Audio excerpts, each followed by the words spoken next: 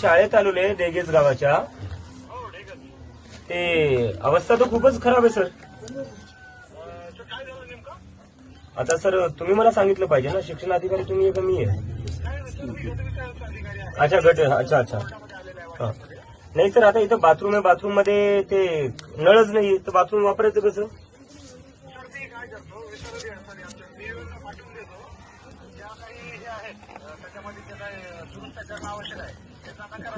हे बघा सर, मी एक गोष्ट सांगतोय, जे कोणी अधिकारी असतील त्यांना इथं पाठवा, गावकऱ्यांसोबत बसवा, जे जे सुधार गावकरी म्हणतील ते झाले पाहिजे.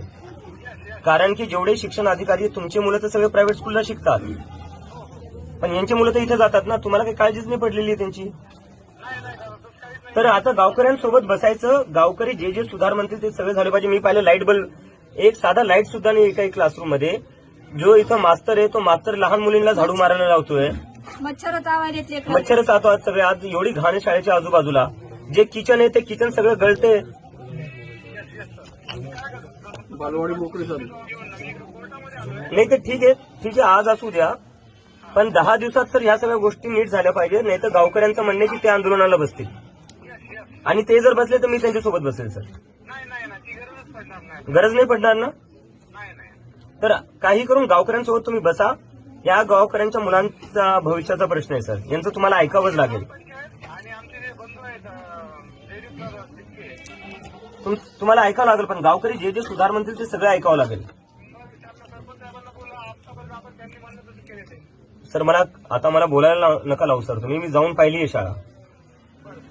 तुमच्या बाथरूम मध्ये नळच नाही तर काय सुधार केलेला आहे सांगा बरं, जे जे म्हणले ते. बाकीचं काय सर, बाकीचं काय? ब्लॅकबोर्ड नाही तुमच्या शाळेत, ट्यूबलाईट नाहीये क्लासरूम मध्ये. आता मी अजून गोष्टी सांगू, मीडिया समोर बसलोय, सांगू अजून सगळं काय काय खराब आहे.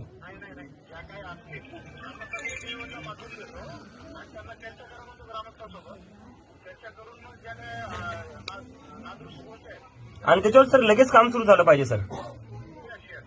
ठीक आहे सर.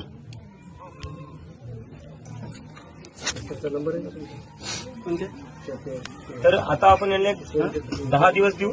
10 दिवसाच्या आत यांनी काम सुरू केलं पाहिजे. जर काम सुरू नाही झालं